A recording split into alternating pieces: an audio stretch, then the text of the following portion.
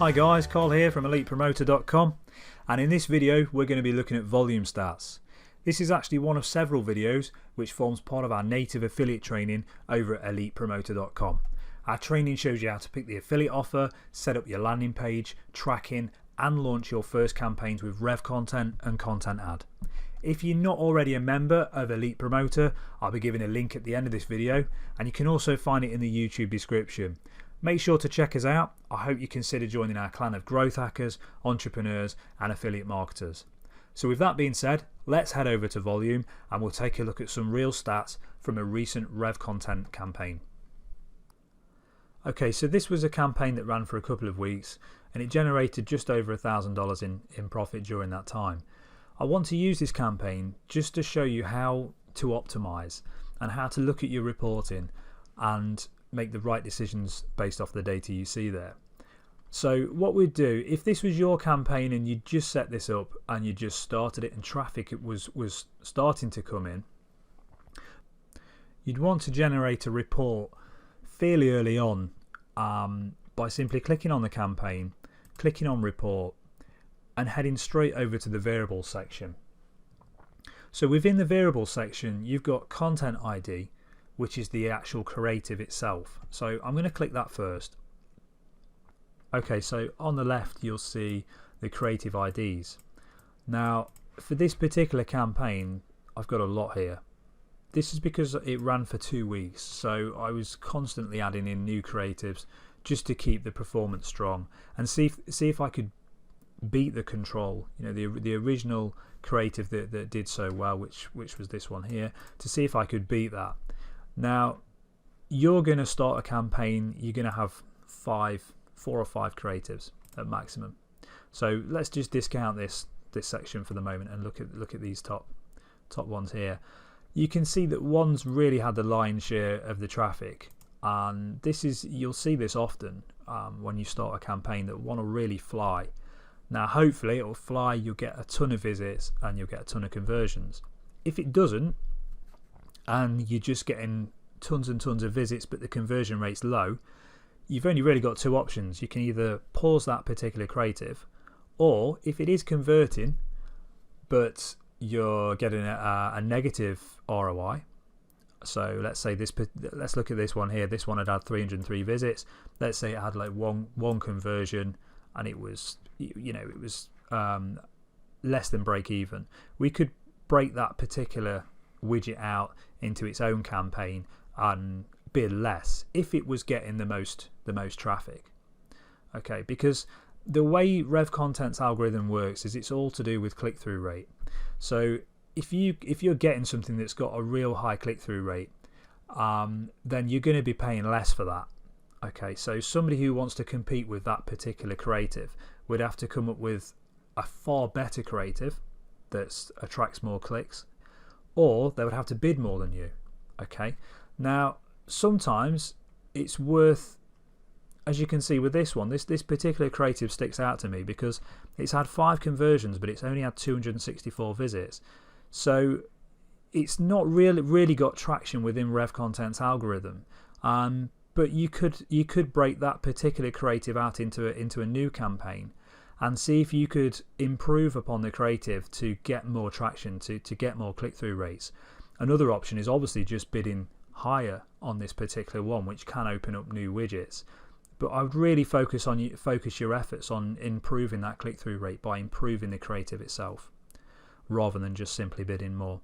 So yeah, when you start, you're going to start with 4 or 5 creatives, and you want to be pausing down the creative that's got the lowest amount of visits and the lowest amount of conversions, obviously, and because these will steal traffic from your top performers. Like I said in an earlier video on Content Ad, you just need to break out those winners, and you just need to create 4 new variations of that winner. So 4 headline variations with the same image, and 4 creative variations with the original headline.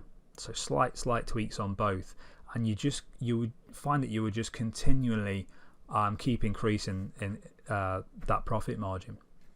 Don't worry too much about making edits to your lander. The strongest things, the most important things, is the offer itself. So if you if you're promoting, let's say this particular campaign was a lottery offer, you might find that there's a lottery offer with a different affiliate network, such as ClickBank, for instance. So the best test to run normally is when you set up your campaign. You can, when you go to the offer, you can run a few offers. We can add a few here and save that. So it's definitely worth spending some time initially just to see if there are any other offers which you could test out at the same time. All we would need to do then is just click on the offer section and create an offer report, and you would see, just like you do here, your offers and their performance. So you'd be pausing down the very worst performing offers, but you might be thinking, well, when would I know that? The thing is, with statistics, you've got to give things enough time before you decide that it's definitely a loser or definitely a winner. And unfortunately, it's budget which dictates how long you can leave that running for. If you left everything to run to statistical significance, you could spend an absolute fortune. You could waste a lot of money. So I tend to leave things, if it's an offer, I'll spend 3 times the payout. So if the payout's $50 of the offer, I'll spend $150 testing it before I make a decision. Now, I'm not saying that that's the best way of doing it, because ideally you'd want to leave it longer than that. But in a real world, it's just not possible. You will just, unless you've got so much budget, it's not always possible to leave things to run till statistical significance. And so many factors come into play when you're running advertising. You could start a campaign on a Monday, which would perform completely different to a campaign running on a Friday. Or you could start a campaign at the start of the month, which would run different to a campaign at the end of the month. These are things that you need to bear in mind when you run advertising. A little bit of intuition goes a long way. Obviously, once you get the experience, you'll know more when to pause down an offer or pause down a landing page. So I'll probably do a more in-depth post on this on ElitePromoter, or a video on this, which explains a little bit more about statistical significance. And there are a few calculators which can predict, or try to predict early on, how something is going to perform on an A/B split test. Let's move on to targeting here. So within the targeting section, you can see that Revcontent have packaged up their domains into certain niches which you can buy ads for. So health and fitness, you can see here, is performing really strong, and that's no surprise to me. Health and fitness is normally a good niche to advertise to. Editorial news, not doing so strong there. But what you can do is, if you head over to Revcontent, you can individually set your bid on these particular niches.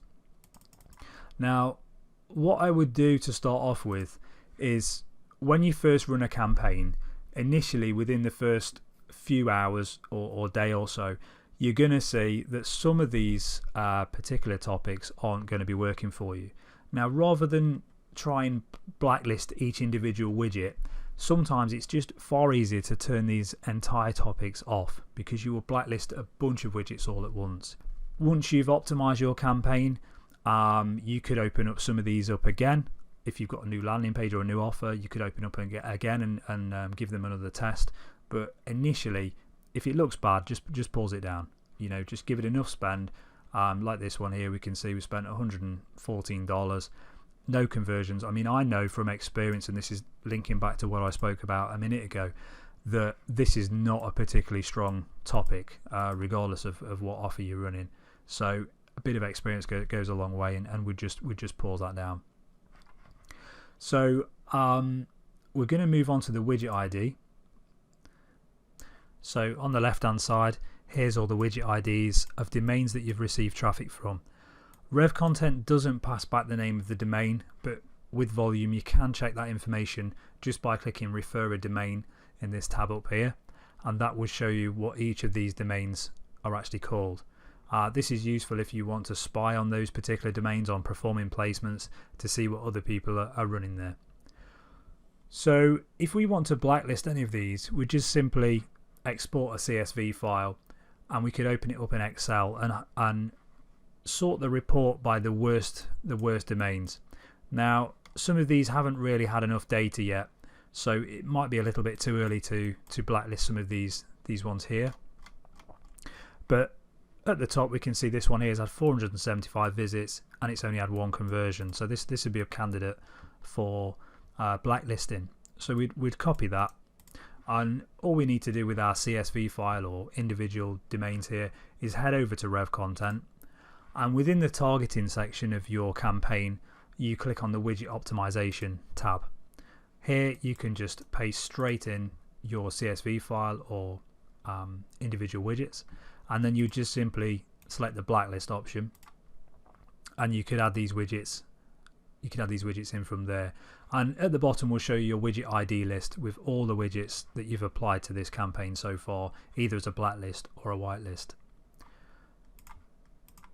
So other data which could be useful to us can be found in the day parting section, where we've got hour of the day and days of the week where our campaign performed the strongest.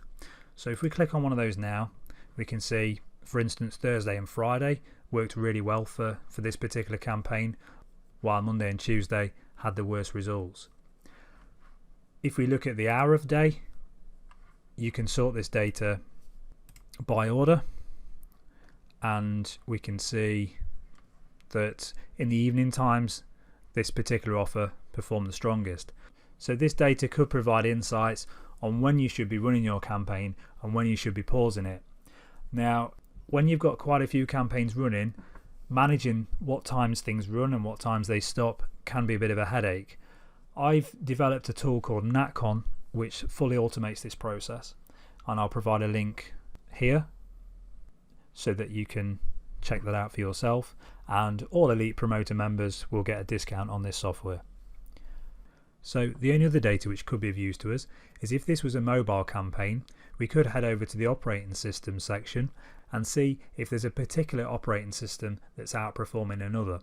So iOS could perform better than Android, for instance. And with this data we could edit our Revcontent campaign, and you will find in the device targeting section of the campaign setup you can just target Android, iOS, Windows, or combinations of all three. So that pretty much wraps up this particular video. Hope you've got some value from all this, and I hope it helps you set up your own campaigns and optimize them in the early stages. So it just leaves me to say, if you're not a member of ElitePromoter already, please do consider joining us. We discuss the best methods for traffic generation in a profitable way. We all want to see ROI on our efforts, and we look at things such as native advertising, SEO, Facebook advertising, Pinterest, you name it. We've got it covered. It'd be really great to see you there. So thanks again for watching, and again I really look forward to your comments.